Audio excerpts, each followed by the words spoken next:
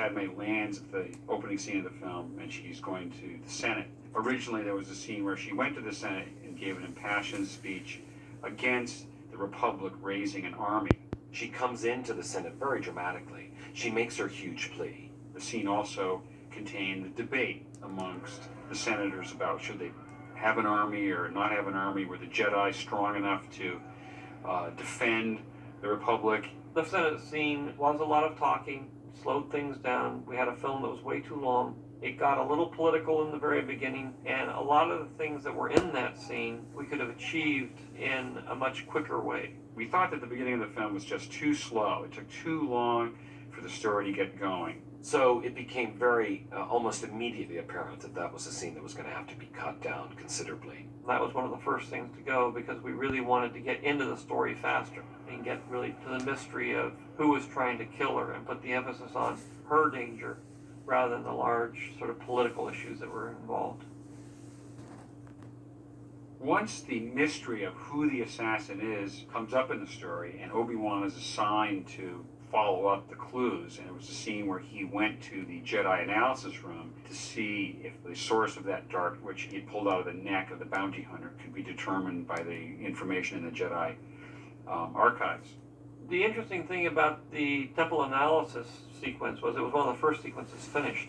When we looked at the movie, finally all cut together and everything, it seemed like we were going back in another direction. Essentially, what happens in the analysis room is that the droid's telling that they don't know anything. And so, at the beginning of the scene, we don't know anything, and at the end of the scene, Obi-Wan still doesn't know anything, so it really seemed unnecessary to have that scene in the movie. The sequence with Mace and Obi-Wan on the landing platform, that was really changed around. I realized I needed to add different dialogue and make it a different scene and put Yoda in the scene and use it earlier in the movie. I moved it up. There was also kind of a jockeying around in the story of how much do the Jedi know and when do they know it. If the Jedi really know that there's something wrong, we can't do anything about it, then they seemed weak. I'd actually at one point in the script had another scene between Mace and Yoda. And so ultimately what this is this is combining the scene with Mace and Yoda and the scene with Mace and Obi-Wan, putting them into one scene. And then by taking out the starships and everything and moving it into the temple, I was able to move it forward in the movie into Reel 2 from Reel 3 where it started. The original script had a number of scenes in which Padme and Anakin had long talks in which they talked about their past, about their feelings. And in particular, the backstory of Padme Amidala was fleshed out. She talks about where she grew up and the relationship with her parents and her family. That was more of an issue of character on her part, on his part, and on the same time talking a little bit about elected officials, about term limits. It was all good backstory information, but it took many minutes to get it out. I didn't particularly like the dialogue in that sequence. I thought it went on for too long, and I didn't know how we could sustain it. And I think George felt basically the same way. When you really cut it into the movie and you looked at it, it had some interesting points. It had a nice grand location that we had, but ultimately it didn't move the plot along. You cut it in, it's way too long. You realize that you don't need to know that information, and you realize that the only really important part is the middle part, as they're crossing the bridge. You cut it out, and it works, and if you can make a skillful enough edit, nobody notices, and it's flawless.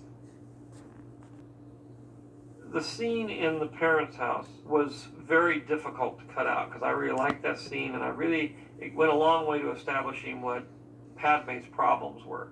Was the fact that she was really avoiding getting married, that she really shouldn't still be in public service. She didn't have to be in public service. That Anakin actually cared about her, and that she was kind of in denial. She liked him, but she wasn't going to talk about it. Once again, this was an interesting backstory kind of scene. It allowed you to, once again, see Padme's relationship to her loved ones. There was an opportunity for Anakin to be displayed as the boyfriend or escort to the parents, and they could sense her romantic interest in him, perhaps. You know, there's a lot of yearning in that sequence. You can see Anakin's not only very protective, but also that he's very enamored of her.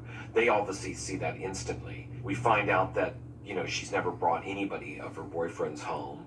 She claims he's not a boyfriend, but we can also tell that for the first time that she is starting to melt. But when I, again, got very hard-nosed about the length of the film and looking at it, I realized that those ideas were already conveyed in a lot of the other scenes. Once again, we experimented by taking the scene out such that the scenes before it and after it were now connected. And when you do that, sometimes you just discover that the movie more quickly moves to the next important point for the audience. The scene in Padme's bedroom was an interesting scene because it was about the two of them just talking. And he, for the first time, was not only seeing a room, which is a private thing, but also he was seeing a little bit of her history.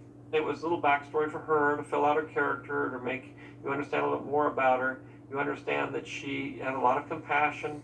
There was a thematic point made of those who can't adapt die. That was good information about what her perspective was, especially her humanitarian efforts and her pacifist energies, that she was a leader of kind of a peace movement. There was a wonderful idea that George had. He had a set of 5 picture frames that he wanted put into the room, that he wanted to eventually put in the basic history of how she grew up as a young girl, some of the leadership qualities that she had. It's emotionally touching. It gives her a lot of character, but ultimately in the story it wasn't really that necessary. After Padme and Anakin were captured in the droid factory, they were then interrogated by Count Dooku and then put on trial. When I finished the movie, I looked at it, I realized that the movie began to pick up speed, or needed to pick up speed, when Anakin and Padme landed on Geonosis and was ready to find Obi-Wan. What you're interested in that point is, are they going to find Obi-Wan? Are they going to free him? Because I realized that when I put the film together, there was a long space without Obi-Wan or knowing where Obi-Wan was. My original conception was that that would all be a mystery. But then when I cut the film together, I looked at it, I said, it isn't that good as a mystery. We need to keep checking back with Obi-Wan, know where he is, know what danger he's in, know what's going on with him.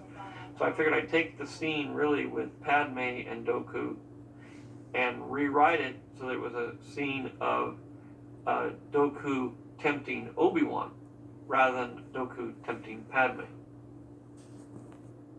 There's a sequence in the film where Dooku basically pronounced sentence and tells Padme and Anakin that they're going to be executed unless they support him and help him, and they refuse. The trial scene was just a little sort of addendum to this giant scene where they have this conference between Padme and Dooku. As the story developed, there was an attempt to create a deliberate ambiguity about Dooku. He might be a good guy, he might be a bad guy.